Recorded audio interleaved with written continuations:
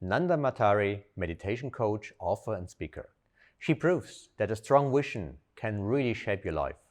Hear about her amazing transformation from a scared girl from Myanmar who decided to emigrate as a refugee to America, to a confident woman who traveled the world and now teaches meditation to managers.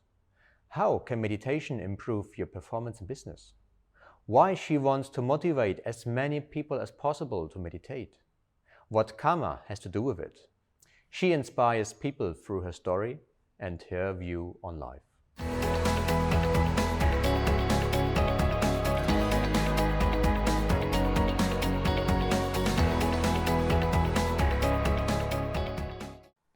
Welcome to paradisetalk, your way out of the rat race. Today at Spaces in Zurich with Nandar Matari. You're a meditation coach, author, and speaker. Nanda, you were born and raised in Myanmar, Burma, and since 1993 you have been learning the ancient methods of mindfulness and meditations from many Buddhist monks and masters. You worked as an English teacher in Myanmar, sales manager, recruiting specialist in Germany, but you did not feel fulfilled, so you decided to follow your passion of teaching meditations, and you created different forms of guided meditations to transform people's life for better health, more productivity, and personal transformation. Yes. Nanda, it's a pleasure to have you here. Welcome. Thank you. Thank you for having me today, Marcus. So let's start. Who are you? Who am I? That is a very good question. So I just have a seminar or group coaching about it. But if I have to tell you, I'm a woman and I'm now 43 years young, and I'm a meditation coach and trainer. But at the same time, who am I is my quality and abilities, uniqueness and ability that is what I believe. So I am a good teacher and I can teach people to come into their own truth within a short period of time. So that is who I am and what I do. But at the same time, who am I is I am introverted extrovert. It's me. I like to live alone most of the time. At the same time, I feel very energized when I'm around people and exchanging ideas. So these are some of the qualities and what I do. Interesting. And what vision do you have? My vision is that to teach so many people to meditate, because I do believe and trust that our world is right now disrupted, that a lot of people do not know who they are and where they belong. So by having meditation, we can really let go of our negative thoughts pattern that we learned from the past. And also we can let go of our fears. And by meditating regularly, the people have a clear vision of who they are and also the possibilities around them. They see that possibility around them. That is why I really would like to teach as many people to meditate as many people as possible. So that is my vision. And what is your passion? My passion and vision is also intertwined to each other. My passion is also, I really like teaching other people to meditate. I'm passionate about explaining about the possibility of the things around us. And I'm really passionate to explain about the psychology, personality development, and spirituality. That is also my passion. And you told me before when we met last time about your journey, but could you give us a short insight into what is your journey? What was your journey?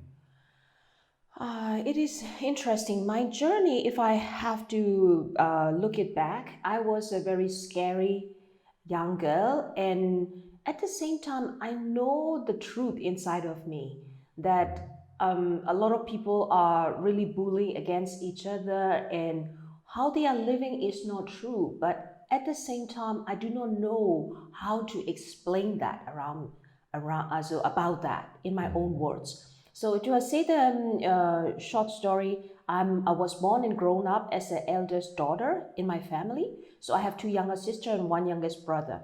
So my mother is a nurse and she is very ambitious. It's mean in our country is the doctor are the god, and she really want us to become doctor. So she pushed me since the very beginning, so to be very good in school and also to be presentable in the society. And she is full of fears. So she also has full of anger too. So she bullies us a lot, and also beat me a lot when I was young. And it was a very stressful childhood that I have. And but at the same time, I have to do the things that she wants me to do, but it is not in coherence with who I am. So, but at the same time, I was really pushed to be in that mold or the form. And so I have to go through and also overcome a lot of fears, anxiety, and anger inside of me because of this upbringing. So meditation really helped me when I started you know, when I am becoming this 16 years old, I have a chance to meditate in the monastery. It was also a calling for me. I heard that 1 year ago from my physics teacher, meditation is a very good things to do. Then I have a calling that and feeling I really like to do it. Then I went to the monastery and I stayed in the monastery for 27 days and I shaved my hair and I become a nun. And so this journey of studying meditation for 27 days in the retreats really changed my points of view about myself and about how I see to the world. And so I comes to realize that what I've been knowing for a long time, that I am full of possibilities, I can do whatever I want, and I can create my life. I can take my life in hand and I can create it according to my own belief and trust. I just have to believe and trust with me. So this meditation really helped me to change my journey of this scare girl to a grown-up and confident woman. So of course I have to train myself in many different ways, meet many different monastery. So I went to many different monastery and I learned different meditation methods to really understand about my anger, to release those anger and aggression. So by overcoming those, right now I have clarity around me, and I let go of my anger and aggression, and I have also achieved many different professionals and personal goals in my life. So right now I really would like to help other people to do the same as I have gone through. Wow, really interesting. Really big effect and change, indeed. Which moment or which situation has shaped you the most? Situation which shaped me the most, I have a couple of a couple of situations that I can look it back. So if I have to look it back, which really made me to become a very strong warrior, so to speak, the fighter inside of me, is that when I was 27. At that time, I was in Bangkok and I lost all my money to a smuggler. So I had a plan to go to America as a refugee. So shortly before that, I would like to explain about my original vision. My original vision that I have since I was 16 after my 27-day retreats was I wanted to travel the world because I had a chance to also visit to the Thai border region at the time. And I really liked that the people are living in that abundance. You know, they have all clean food and clean street and everything, but we didn't have. And so I promised myself I would like to see the world.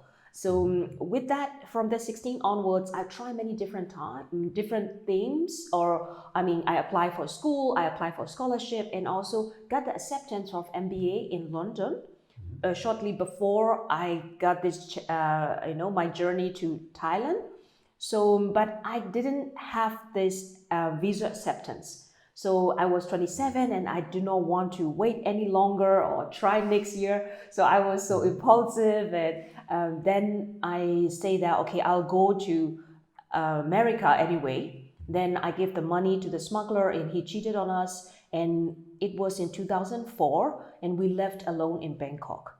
So all these people are like for 13 people together and all people go back home. But I was very decisive myself and determined I will keep on trying till I reach to the next country and start my new life. I do not want to go back.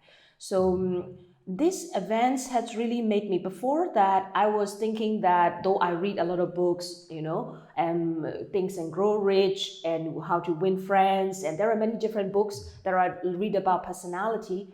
Then I also read at that time $1 Million Habits. So that book from Brian Tracy say that if you have a good habits and you can build up your life again from nothing. So I lost all my money that I've saved up, and I do not know anyone in Bangkok. But at the same time, I was so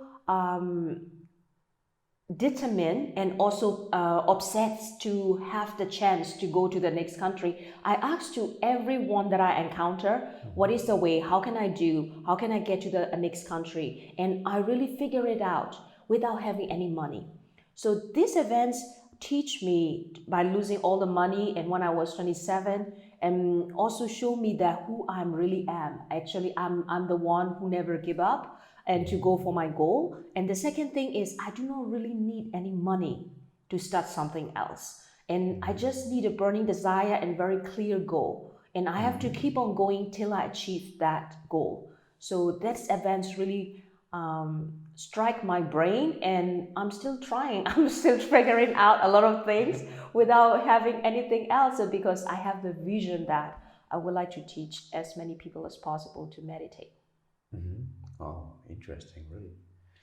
To go to the other points, what does the red race mean to you? Red race is a lot of people talking about, going to work, waking up, going to work, and do the things the whole day, what the company tell us to do, and then coming out of it or trying to race against each other in the company. Yeah, I saw that wall since I was very young, and I was very clear that it is not where I want to be. So from the very beginning, my goal was always to become an entrepreneur. So, but at the same time, other people are also addicted to this seemingly Sicherheit or security. They think that if you have a job and if you have an employer, they can be employee and they will be taken care of. No? That is a lot of people say. I mean, this red race is because of our attitude that somebody has to take care of us to survive. The reality is everybody can take care of themselves, and we just have to change this attitude, and we just have to trust and believe. Everyone has to trust and believe themselves, and knowing that then we are the powerful being and powerful creator of our life. If they understand and know that, we can be coming out of this red race. So that is what I do believe. And what do you say, what really matters? What really matters for me or for anyone, or what do you mean? For you. Actually, nothing really matters. Great. I do mean it too, because I believe and trust in that, everything is impermanent. So that is also the law of Buddha, or the universal law. Whatever we do and have, or even our body, we have to leave one day behind.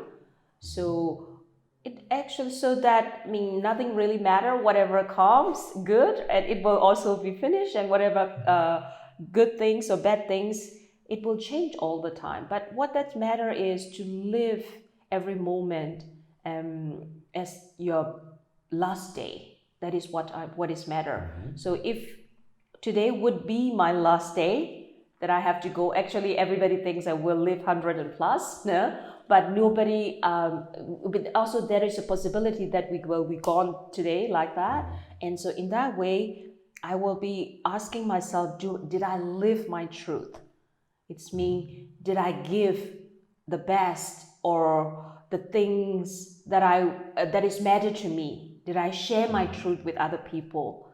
And also follow my intuition, follow my fire, follow my passion. That is what is matter for me. So nothing else matter. Cool. And what values do you live by? What are your values? I do live by the value or the ethic of karma.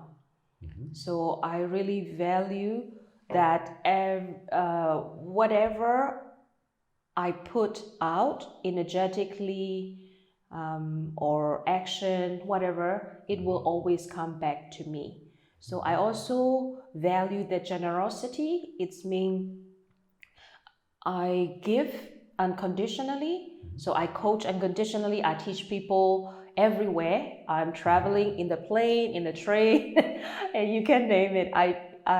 Because this is what I value. We came here to this world to give and to serve. That is what I also believe and trust. A lot of people wait till they are paid, or till they have contract, or till they have all this security that they think, and they think about what can I get back. But as for me, I value about going extra mile, and also I value the service. I value the generosity, because I believe and trust in the ethic of karma. Whatever I've been giving out to the world, it will always come back to me in the form of money. Money is very restrictive form. It always comes back to me in a very abundance form. Mhm. What does success mean to you? Success is something that we achieve according to our own desire.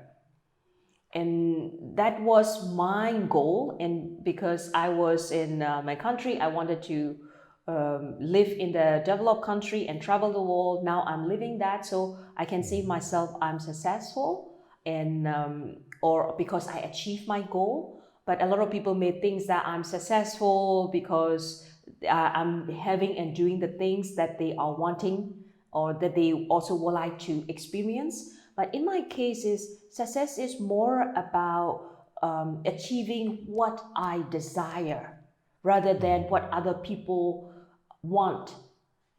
For example, I also wanted to have family, and because according to my own society, I mean, if you're a woman, you must have a baby, you must have a husband, and also there are some house and so on. You must have all of it. But these are the values that is given by the society. These are, but they may think that when everybody has it, like my younger sister, she has everything. She has house, she has 2 kids, she has husband, and he has a good job, and she's a doctor, as my mother wants. But is she successful? Everybody may thinks that she's successful, but it is not the things that she really wants it. And she also not 100% happy with her life, but there are also points, of course, she is happy with her life too. So in my cases, I feel myself successful because I'm achieving all the things that I want. And that is why success is more of personal fulfillment than having the stuff what other people want to have. Nice, yes. What is your greatest happiness during the day, and what can you do without?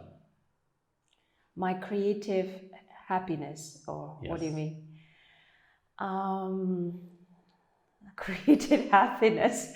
It is interesting questions, because I always think about possibilities around me, and I think myself I'm creative too, because you're now asking me the question that I have never think before. So my creative, I mean, life itself is a creation. So I'm now creating the ideas or conversation through my words. So we are creating, though we don't even know that we are creating. Creative happiness is when I am really free from worries of the outcome, and I'm just living by that, and then I'm the most fulfilled, and I feel the most fulfilled and the most free at the same time. So, for example, I have just had one group coaching. I have a handful of people who meditate with me regularly from the New York City, because I was in New York City last 2 years. Then I just brought together, and I have this intuition. I have to bring those people together. So I just brought them together. I don't charge extra for that. It is my present, and they really likes it. And every time I bring together, I don't also have to prepare for it. Whenever I prepare and do something, something is awkward and it doesn't work. So I always bring them together and I meditate for in the 1.5 hour group coaching. It's about 6 people, sometimes 8 people, 7 people, so around that time, around that range. And then I just, tune into that energy. Of course, I know the themes. Yesterday, the themes were who we are, who are you, and also what is your destiny, how to live that. And so I just follow that energy of the wisdom that I need to share with them. Then I just jump into the call. Then I started meditating. So it's also very interesting. I have created all these meditation that I'm now teaching to other people by listening to the universe or by listening to my own feelings and thoughts. Because everything coming from nothing. Actually, we all come from nothing and we also will go to the nothing. So creative happiness is when you know that you do not have to lose anything at all. You will be not making any mistake at all. And just live it and jump into that and enjoy the process. With that, of course, I've done a lot of mistakes in my life, and out of it, I also learned a lot out of it. Actually, we can create more and more the more we dare. So if we are dare and go into or jump into the unknown, and the whole world also protect us and come up with a very original idea that we did not even know that exist. So that is my way of creation. Cool. This is mind-blowing. So how do you make decisions? I'm very spontaneous. I'm a very spontaneous person. And I know it somehow already what I have to do and where I should go. Then I make decision very quickly. But with that time that after making a lot of different mistakes, but though I made a decision, sometimes I wait like 1 week or 2 weeks to really understand and know that what my original decision could unfold, or did I change my mind, And so normally is that when things are coming up, I have already got the impromptu decision already and which way I want to go. But then afterwards, I make a pause and I wait a little bit, 1 week or 2 weeks, so that I stay with that decision for some time. And do I feel good with that? Do I feel comfortable? Do I have to want to change something? But my feeling does not change. And after making this first decision, then I normally follow that decision. But because this decision and everything, we know everything already from the very beginning, what is good for us. And yeah, then that's why I mean, right now I make this decision in this way. For the next question, I think I have an idea about the answer, but I'm still gonna ask it. What do you do for your mind? That is very interesting. You may think that I meditate, of course, but at the same time, I talk with people. That is how I learn. I talk with people, I listen to people, different people conversations and ideas. And also, I listen to the universe. I mean, it is very woo-woo, but it is in the sense that I am very much in tune with the energy inside of me and around me. And mine is, a lot of people think that mine is our ultimate things, what we have, and we also believe and trust what our mind is telling to us, right? But what do I do for your mind, for my mind? That is what your questions, right? And for my mind is, I try to come out of my mind in on regular basic. Then when I'm knowing that I'm thinking all of those, and then I observe myself, what am I thinking? And then I'm trying to come out of my thoughts, and most of the time is I'm just like in a rat race too, thinking all the thoughts that actually all this environment are thinking, because we are picking up the energy. Thoughts is form of the energy that we've been picking up from other people and surrounding. And so I try to come out of my thoughts and I try to concentrate my current activity. What am I doing? And just breathe into it. I don't take very serious about my thoughts and I detach myself from my thoughts. This is how I treat with my thoughts. So because I also learned about this detachment meditation and from one of my meditation masters. He is an enlightened monk and he does not meditate at all, but the whole day he was just serving. He helping other people who need help. And by doing so, because he was always getting out of his mind, he do not believe and trust in his mind, and he serving other people unconditionally. With that, he is free. So I'm trying my best to be that way, though it is difficult though. Could imagine. Yeah. Yes. How do you feel about health, sport, and nutrition? How do I feel? That is a very good question because it is my current subject too. I was very obsessed with sport, and since I was also after 16, after meditation, I also took different types of sport, aerobic, and weight training, all this stuff because I read one book that the successful people meditate not that time. They say that do sport. And so I didn't know what that is, but I started doing that because I want to be successful. Then I've been very obsessed with sport and everything till I moved to New York City like for 3 years ago. I stopped doing sport and not very 100% concentrating on my health and also nutrition anymore because I was very obsessed with my mind and everything, and I just let go of my body. And with that, I have the hormonal is unbalanced, and also this nutrition in America, especially in New York City, they have a lot of plastic. They use a lot of plastic, and with that, my hormone get out of unbalance. That is why I comes to realize that I also have to take care of my body, and also I know that only when our body is really balanced and very clear, we can also make our mind, transform our mind very quickly too. That is why now I took my breakfast this morning. I took the time for that and also eat very regularly and also do sport. And I came here with a bicycle. So I always try to balance my body and my mind right now. So it is very important for me right now. Yeah. You mentioned already, what is your position on money? What is my position on? Money. Money. What do you mean? What is my position on money? How do you think about money? Money is important and very necessary for our world, but it is our creation. It is our creation. It is not the ultimate exchange that a lot of people think about it. And also, we do not need money to make a big thing happen. We just need a very clear vision and goal. And also, you just need this negotiation skill. And also, what you need is just a real truth about the true belief in what you do.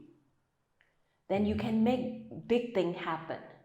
And yeah, I made a very small example. I also tell you about when I was 27, I lost all my money. I didn't have any money anymore. I asked so many people, what can I do? Then I found a way that I can also come to Europe as a refugee, and I chose Germany to come. And I came, of course, my last money, I gave it to, how do you call it, for air ticket.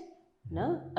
Then afterwards, I came with 10 euro and I started from zero. I didn't speak German at all and I didn't know anybody, right? But I comes to also keep on working in that way, and I built up my sales team and also successful in the company and so on. So right now I came to Switzerland, and I know that I would like to teach to as many people as possible. I want to have a very good website, and to build a website, it will take, if it is a good one, it will take like 20,000 to 30,000. You can pay a lot of money for it, at least 5,000 maybe. Then I say at the same time, I can also pay for it, but at the same time, I want someone who really put heart into it. not because they take the money and they just would like to do that because they want to have the money. So then I pray for it, and I also talk with different people, and I met a guy and he said that he would like to learn to meditate. And I said, I'm looking for a web guy. I do web developing. Cool. Then I just said, how about it? I'll coach you for free. So so you don't have to pay any money for me. And I want to have a website too. Then I started coaching him without starting my website. And after like 4 months, so he made a lot of different development in his life. And he do believe and trust in what I do. And he also understand me very deeper level. Right now, I just finished my website, the first stage. So then I will be building up membership website and everything. So he will really believe and trust me. He understand what is meditation, and I don't have to pay a cent for that. And so that is why we can really do a lot of business and good things in the world without thinking about money. And if we really stuck in the money and how much do I have and how much do I have to charge, we will be wasting a lot of our time thinking about it. So put the money out, and how can I serve? What is my clear vision? What kind of feelings and emotion do I wanted to give or share to the people around me? If we know that, then everything comes into place. And of course, the money too. Cool. Yeah. What value do you ascribe to relationships and friends? Relationship and friends? What? I mean, I don't get it. So how important is relationships and friends to you? They are very important. They shape us who we are. Without relationship and without friendship, we do not 100% know who we are, though we can exist. So my friendships, I keep the friendships for lifelong. So I still keep in touch with my high school friends. So when we not see that every year or so, we always write to each other, talk to each other, although with the university friends. So I used to live in Frankfurt, Germany. So I keep in touch with a handful of people. So they see my posts and they always write to me, or I make a phone call. And so with them also, by having this friendship and relationship also, then you know that how far you go, you come, how far you come. And then at the same time, also showing that, I mean, they are just a human being with another choice. So I'm making another different choice. And so I do not I value the people more than the money and any status at all. So I just would like also to have good time, like everyone. So I just put these friendships very seriously, and also in relationship in the sense of my personal relationship. It is also not, how do you call it? I do not put a lot of attention on that currently, but I have the 5 years long-term relationship with a man, and after I left him, and we still are good friends. So I do believe and trust that relationships and friendship really mold who we are, but at the same time, we also should choose the people who we are surrounded by, because it molds our character too. So that is what I believe, yeah. Cool. How important is network? How important is network? Network is also very important right now. Your popularity and your social media image is very important, and you can also, I think that your network, I see myself in that way. So I know that network is important, but it is not me. And a lot of people also think that, okay, it is my social media, and a lot of Americans especially, they just wear the suit and make all the selfie and with different cars and want to show that I'm successful. And they also stuck in that pictures of network or in this picture. And also if I have a lot of likes and a lot of subscriber, then and I have made it, whatever. But we are a part of this network, but at the same time, we also have our own individual character. And so at the same time, we should be flexible. We should be flexible with our life too. Network is important for me, so that I can get connected with a lot of people. But it is also important for me to have my own life too. So did I answer the question? I do not know. What Totally. about network? Totally. Yeah. So how do you manage to act consciously mindful in your day-to-day life? I take care of my feelings and emotion. I always watch over it. How do I feel around things? And I also live it authentically. And I know that I'm feeling bad or I'm feeling good, or that I have my energy is going down or my energy is now okay. So I'm always observing myself as a second person. So in that way, I can also be fair and also authentic with other people's feelings and emotion too. So it become my second nature. It is how I live daily. Okay, yes. Do you have a mentor? And if yes, what does he or she do specifically? I do have mentor. I mean spiritual mentor that I have. Like I have three right now, and one is the enlightened monk that I told. He is the founder of the Bawa Meditation Center. He has the first one. He started that in Rangoon, Myanmar. Then later on, he has different center all over the world. Right now, with this COVID-19, he cannot travel, and so I listen to his speeches. I mean, I also follow his way of detachment. And the second mentor, she is living in Malaysia, and I also follow her teaching too. It is about the Buddha teachings are not only about meditation, but also how to live daily, how to live fairly, and how to serve other people, how to make the most out of our life. These all are the teaching by the Buddha.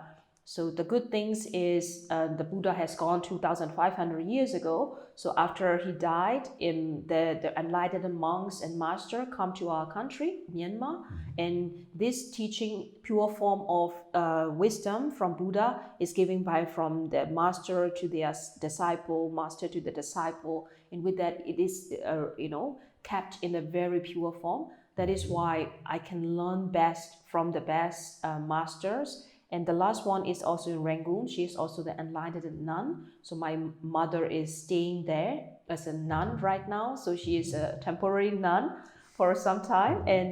And so I also follow her teaching of how I can serve other people without expecting much. And also I support them financially too. I donate money to them and I listen to their Dharma. If I wanted to ask or if I need prayer, I call them.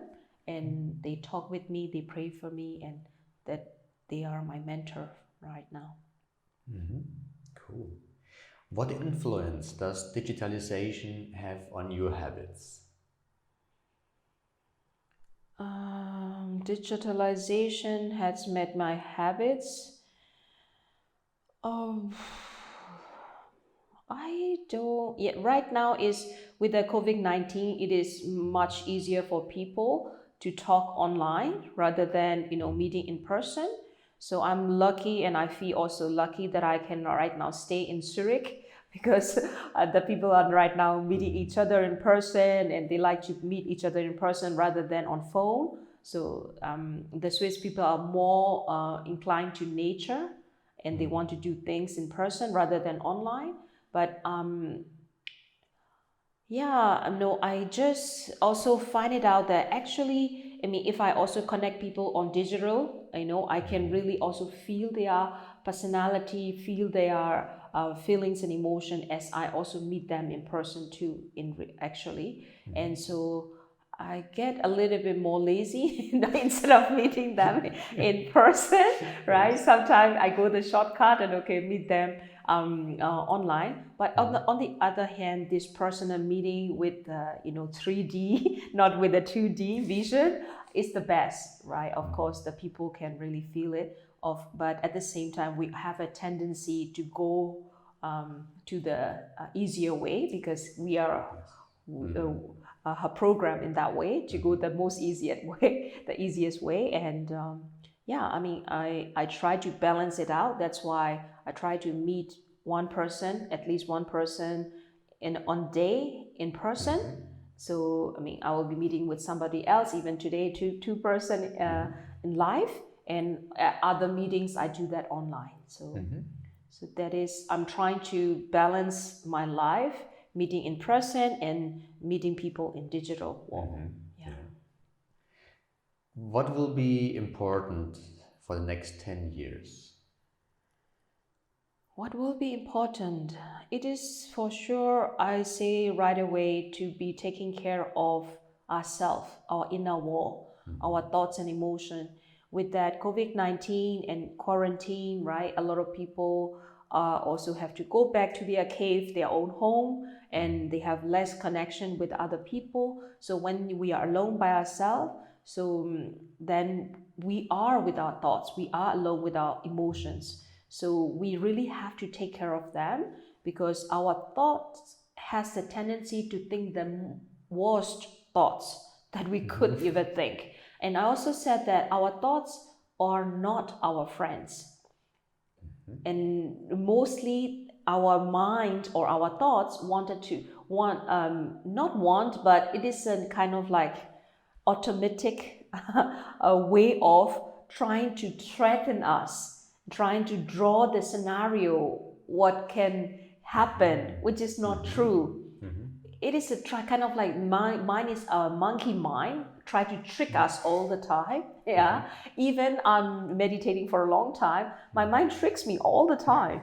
And I know that, my God, you are treating me again. Okay, I'm sorry, I'm good, and you're good, and I'm angry with my mind too sometimes. But so that is why, I mean, with that industrialization and information age, we also have this a lot of the burnout, depression, right? A lot of people are thinking obsessively about their thoughts and so on. There are a lot of suicide cases, no, and also the mental health is very important. So that's why the more we are isolated by ourselves, we are alone with our thoughts and emotion. So in the next 10 years, we really have to take care of our own mind and our own thoughts and emotion so that we can survive. Otherwise, this is not the outside wall that will kill us, but a lot of people will kill themselves because they think our thoughts is right, this is wrong, and I'm afraid, and I will be not surviving, I won't be eating anything, and they will kill themselves. That is why it is. I think that we really have to take care of our mind in the next 10 years if you would like to make evolution. Really interesting aspect. Thank you. Yeah. And then your advice for the next generation. My advice: be yourself. And I do mean it because I have one little niece, so I feel like she is my daughter, spiritual daughter, because her soul comes to me when her mother get pregnant. Then she said that I'm so happy to come to you, to your family, because her mother does not dream her, but she comes to me. Actually, she wants to come to me, but I mean, also the soul come to me, and I say that, I mean, I want to come to you. Then I say, no, I do not have a man, so you go and find a man. Otherwise, I cannot get you. Then she goes to my sister and she said, okay, I'm very happy to come to you. Then before she was born, like 2 months, she comes again to my dream. And please come when I get born, okay? My both parents won't know how they have to treat me, but you know how to treat me. And so I really have a very strong bond with her. She also thought that the first time my sister has a seizure, and they just have to, she was unconscious when she because they just give the narcose. Then she, I have this baby in my hand, and this baby thought that I'm the mother, and so I trained her to also trust her intuition. I always go back like every 6 months or every 1 year, and then also trained her, trust your intuition and concentrate And then she is really very confident right now, because I trained her also, like after her 3 years birthday, I started teaching her to meditate, to really concentrate on her breath, and she would also really feel free. And so I teach her to trust her intuition, because if we trust our intuition and if we trust ourselves, and that is the basic for every child to grow in a very good way. So I will teach every children to trust themselves and their intuition. Nice, powerful advice. Thank you. Yeah. For my favorite question in one sentence, how do you describe your personal paradise? My personal paradise is that I do not have any body anymore, any mind anymore, and that I'm not even the air anymore, I'm not any particle anymore, and I'm pure bliss and pure light. Wow. Thank you very much. Then we come to the last question. How can people reach you? Well, sorry. How can they contact you? How the people can contact me. This is like with my last name, Matari, and meditation with S or without S. Right now I changed my website. So matarimeditation.com. So they can go to my website and they will also see my vlog videos I made regularly. There are interviews, recent interviews that I post on. I will also be right now doing on the 7th of August, in like 1.5 weeks later. So it will be in 2 weeks, I think, or 1 week. And I will have my first online program or group meditation.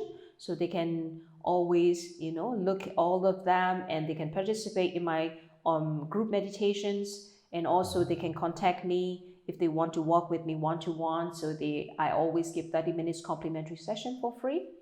And so, yeah, this is the way how the people can contact me. Cool. Thank you very much, Nanda.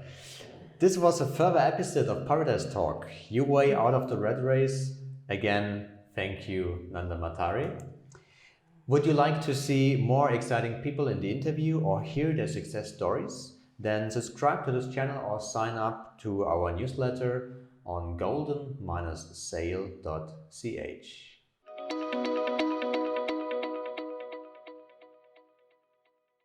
That was the interview with Nandar Matari and her view on the world. Would you take this on board in your daily life? What is your way of staying mindful? Write your answers or your question in the comments. And hey, subscribe to our channel now and you will never miss an episode again.